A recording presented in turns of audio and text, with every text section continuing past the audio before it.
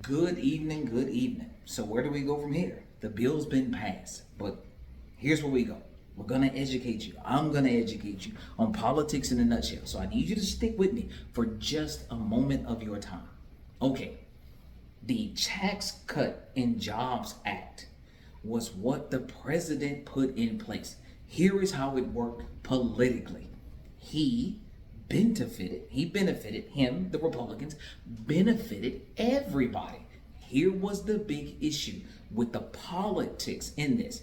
For middle class and below who did receive tax relief, that is not false, that is a fact. You are receiving tax relief. The issue was you were always receiving it at a shorter time limit than corporations and wealthy people. Corporations and wealthy people had it at a longer time limit, making sure that the conversation would always come up. We put money in your pocket. You like having money in your pocket. I like having money in my pocket. But the long-term effects have not been as beneficial as we wanted them to be in the middle class because they needed to keep a talking point, a political talking point. The Jobs Cut and Tax Act during the Biden administration, there was not a piece of legislation brought up to repeal that act because it would have raised taxes on the middle and lower class in order to say that you could fix it. What they called that for the Democrats was political suicide. How dare you create a bill that is going to take away what we have gotten? So what did we do? We had to rob Peter to pay Paul, except for we were all Peter by way of Medicare, Medicaid, SNAP, and all of these other things that we funded. We had to take money from somewhere else, even though the money that's being used is coming from taxpayers. Here is where you got to make this simplified, because you can look up what I just said about the Tax Cut and Jobs Act, and you can see that everybody got something in the middle and lower class to help you out. Child care tax, just different things what you got for being single, whether you're married, so forth and so on. So those, again, all of those taxes for the middle class have been extended or will be extended because they were going to expire December 31st, 2025. They're going to be extended. Guess when? The next election year, 2028. For the middle class, you're always going to be in the political chopping block because any Democrat that runs or any non-party affiliate that runs that wants to explain to you that, hey, in the long run, this is not beneficial. There used to be a statement, all money ain't good money. This is what they were talking about. All money's not good money. But if you're hurting, every dime is a good dime. That's the point. That is how they made sure, and that is how people are saying, you're hurting me, but you're also benefiting. It's very confusing, right? Absolutely. Because why is it? You cannot have tax cuts forever. It just doesn't work out that way. So you have to keep putting them on the top of the block. So politically, there will always be a political conversation for taxes and based on the majority, which is the middle class. So when the Democrats come up, they'll say, hey, if you want to elect this Democrat or this non-party person, they may take your taxes.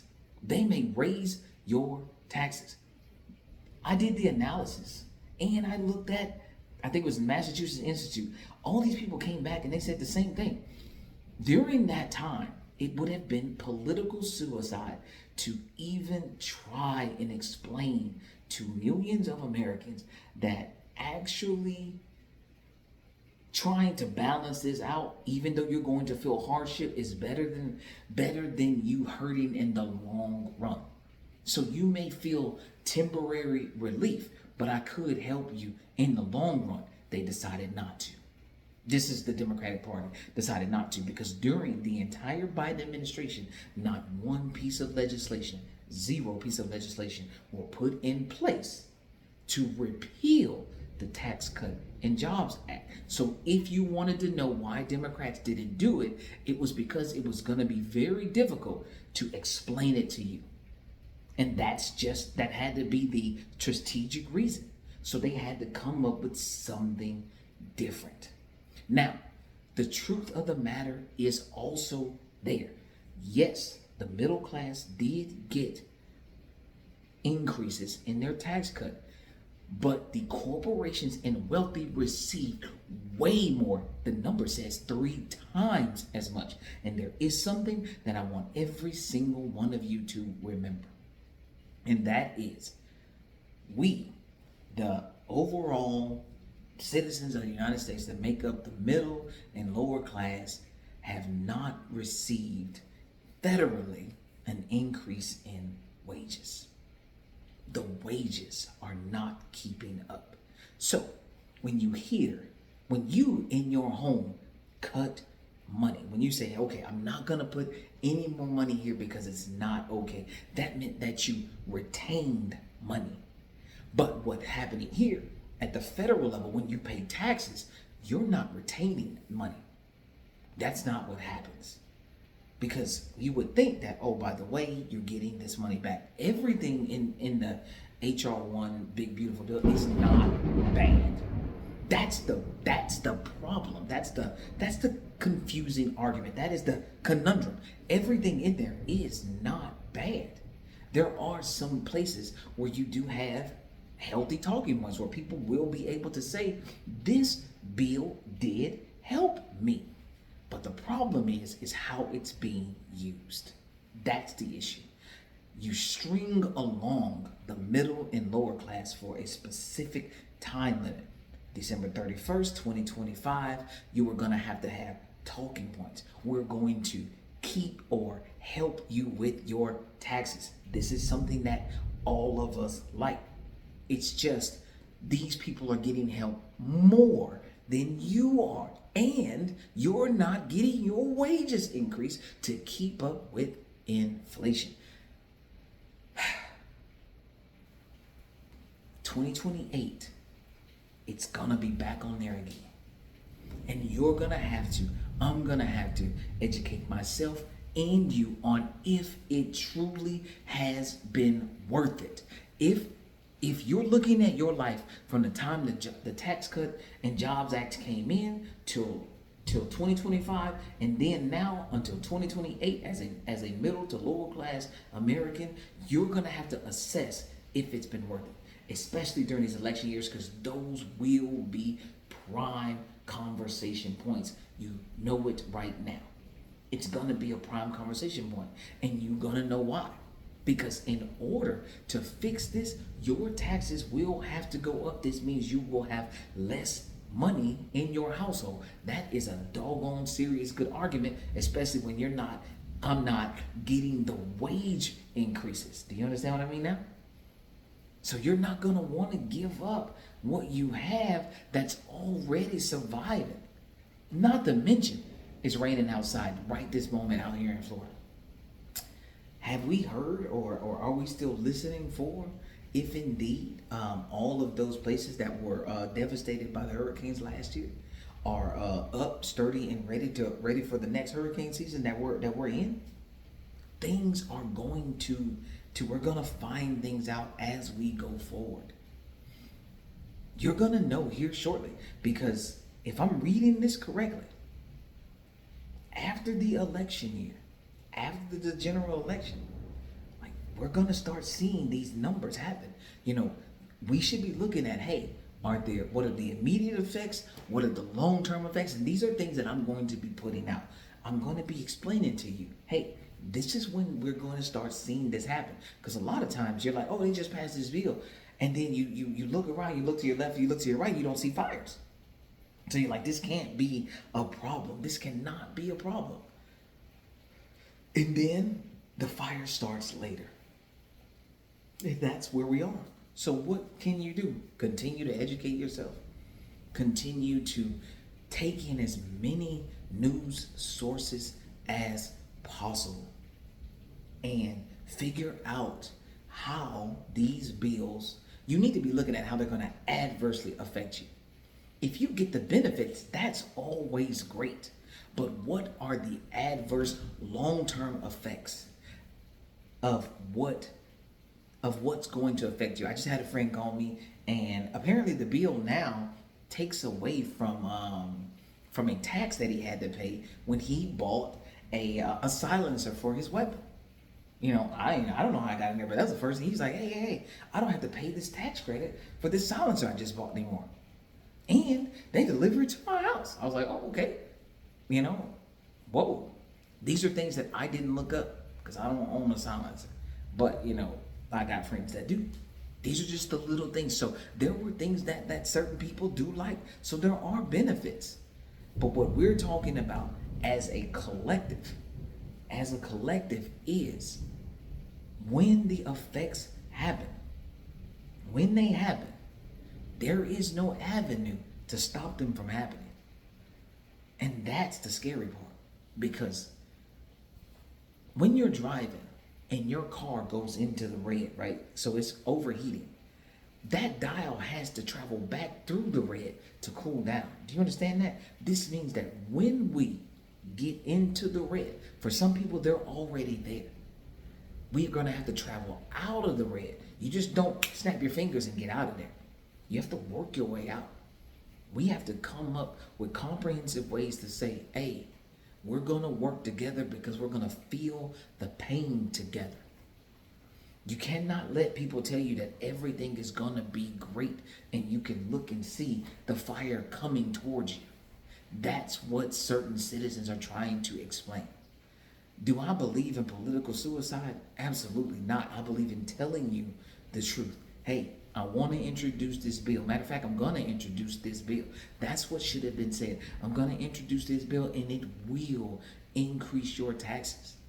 But in the long run, this is how we can ensure that we create something that is sustainable, that doesn't continue to create the wealth gap, because middle and lower class have been arguing about the wealth gap forever, since 1776, since we've gone here. We've been arguing about the wealth gap.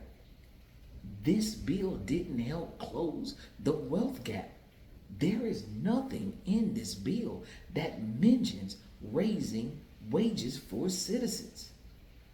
So yeah, you got a lot of citizens. I'd have to break this down to you. How do you see the taxes come back to you? In what way can you adequately look in your pocket, look in your bank account and say, that's because of this bill? Ask yourself that question and then research and find out. Don't worry though, I got it for action. I'm going to do that. Now I know for a fact, the one way you're going to see it is if you have children. But what if you don't? There right now, we know that there are people that don't want to have kids because you don't want to bring them into this environment. So how do you see that? How are you going to benefit from that when you do this? Why is it that the only time you're going to really benefit is when you file for taxes? Most people like to see, hey, if I stop paying for something right now, this means in my next check, I'm going to see a surplus that I can either save or put towards something else. It's not going to be like that. So these are the type of things that you need to be thinking about right now. Yes, it is. There are things in the HR1 bill that are beneficial. And then there are things that with study and research, and you look down the line, you can see that, hey, in the long term, this wasn't as beneficial as I thought it should have been. Things didn't turn out the way I thought they should have. And for God's sakes, there's a bit of controversy, but I'm going to bring this up again. If we make 140,000 jobs, and you hear that number, and I'm telling you that there are an estimated 335 million registered American citizens, and you make 147,000 jobs, and I told you that there's now a 4.1% is what was put out. 4.1% job unemployment rate is at 4.1%. I'm just going to do the math while I'm sitting right here, right now. And we're going to do at 4.1% of 335 million Americans. All right.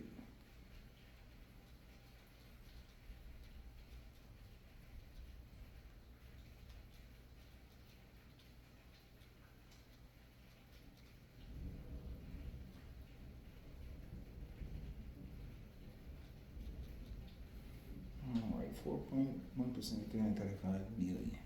Just so I can give you the actual number. So it is, right now, we have 13,735,000 people that are unemployed. There you have it. So, hey, we made 135 jobs. We made 140,000 jobs. Our unemployment is at 4.1%. That's 13,735,000 individuals that do not have a job. There you have it. So, just to answer a couple of questions, just to give you some clarity, because that's what the job is. When you are a political official, you are here to create clarity, not confusion. You are here to explain how we're going to get here, what things we need to be looking at, why we need to think about these things, and if they go bad, that's where legislative authority comes in, because I want to be a governor. If things go bad, how quickly can we fix problems that we put ourselves in? You guys have a great night.